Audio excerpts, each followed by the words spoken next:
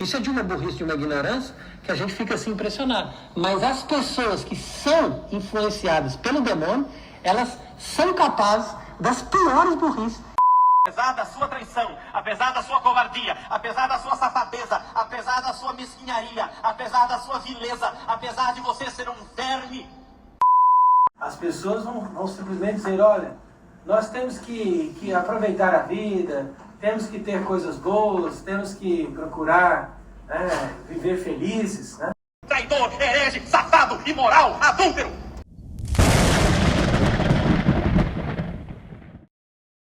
O Gênesis é o primeiro livro da Bíblia.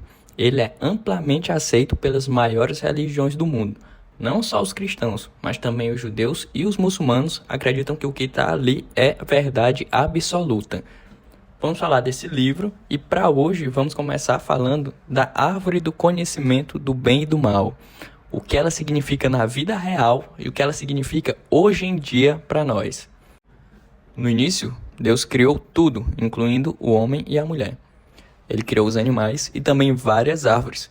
E de todas, o homem poderia comer livremente, exceto uma, a árvore do conhecimento do bem e do mal, a qual Deus proibiu expressamente Adão e Eva de comerem do seu fruto, como está descrito em Gênesis 2, versículos 16 a 17. E o Senhor Deus ordenou ao homem, de toda árvore do jardim comerás livremente, mas da árvore do conhecimento do bem e do mal, dela não comerás, porque no dia em que dela comeres, certamente morrerás. A gente sabe que Adão e Eva foram e comeram esse fruto, e por isso a gente está no estado que a gente está hoje, já nascemos afastados de Deus. Mas o que significa essa árvore? Veja, não é um fruto diferenciado, não é um fruto que é maligno. Tudo que Deus criou é bom. Deus não criou o mal. O fruto poderia ser uma manga ou realmente uma maçã. Não faz diferença. O que está por trás do pecado é o próprio ato de comer aquele fruto, apesar da proibição expressa de Deus. A árvore representa a liberdade do ser humano de descumprir a ordem de Deus. Então, o que matou Adão e Eva não é o consumo do fruto, não é a substância que estava contida ali fisicamente naquele fruto que modificou alguma coisa neles, que eles absorveram, não. O que fez isso foi o próprio ato de desobedecer a Deus. Veja, era o fruto do conhecimento do bem e do mal. Quando eles comessem aquele fruto, eles iam ter esse conhecimento tal como Deus, dizia a cobra. Só que, veja, eles já conheciam o que é o bem e o mal, porque Deus já tinha dito. Deus tinha falado que comer aquele fruto era mal. Então, a partir daquele momento que eles comeram, eles estavam dizendo, Deus, eu não preciso de você para me dizer o que é bem ou mal. Eu sou autossuficiente. Eu mesmo defino o que é bem ou mal.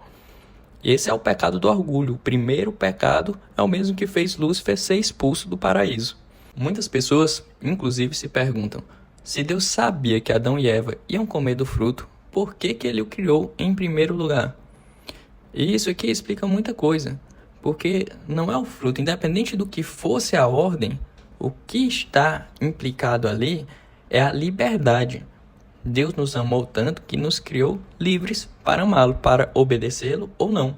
Então, se não houvesse aquela árvore ali, eles não teriam a opção de não obedecer a Deus. Se eles não tivessem essa escolha, eles seriam capazes de amar a Deus?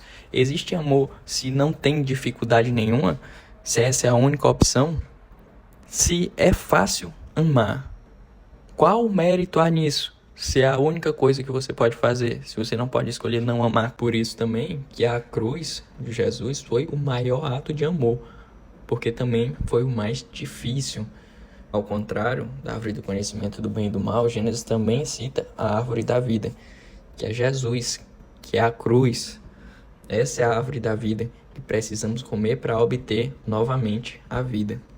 Jesus deliberadamente nos amou. Ele escolheu vir se encarnar e se doar para que todos nós fôssemos salvos e tivéssemos novamente a vida eterna. Isso é amor. Precisa ter uma decisão, precisa ser uma escolha. Do contrário, caso não fosse, não teria como se chamar amor, seria só obrigação. E ao contrário do que ele fez, que foi decidir amar e servir a Deus, o que nós fazemos hoje continuamente é comer do fruto do conhecimento do bem e do mal. Assim como foi por várias e várias vezes no Antigo Testamento, onde Deus revelava através de Moisés, através dos profetas, ele dava a sua ordem, ele mostrava seus milagres. Eu estou aqui, é isso que eu ordeno. E o povo descumpria e descumpria. E veja que não são ordens arbitrárias. Ele criou tudo, inclusive a gente. Ele sabe o que é melhor. Como um pai, ele dá essa ordem porque é o melhor pra gente. Não é melhor pra ele. Ele é imutável. Ele é perfeito. Não vai fazer a menor diferença pra ele. Agora, para nós, cumprir essa ordem seria o melhor. Como um pai que fala para a criança parar de comer doce o tempo todo. E nós, como crianças rebeldes e soberbas, sempre desobedecemos ao longo da história. Veja, o pessoal estava ainda entendendo as coisas meio erradas, então veio Jesus e explicou tudo. Fez a lei ser mais perfeita do que era, colocou os pingos nos is, nos deixou a igreja para nos guiar aqui na terra, deixou a tradição, o magistério e a palavra. Então, está clara como sempre esteve a ordem de Deus. Não coma do fruto proibido.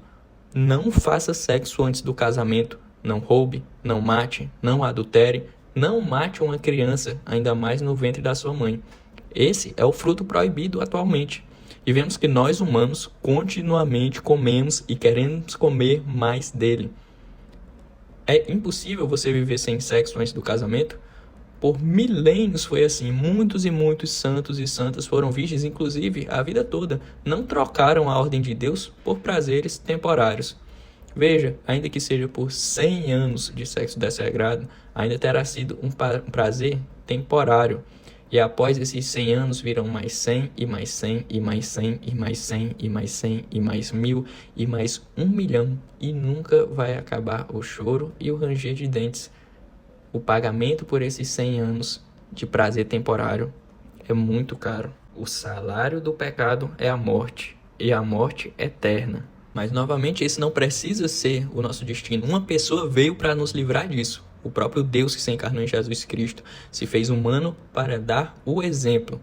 Enquanto Adão, no ambiente perfeito, sucumbiu à tentação, Jesus, mesmo nas piores provações, com fome, com sede no deserto, humilhado na cruz, cuspido, resistiu, se entregando completamente da forma mais perfeita à vontade do Pai.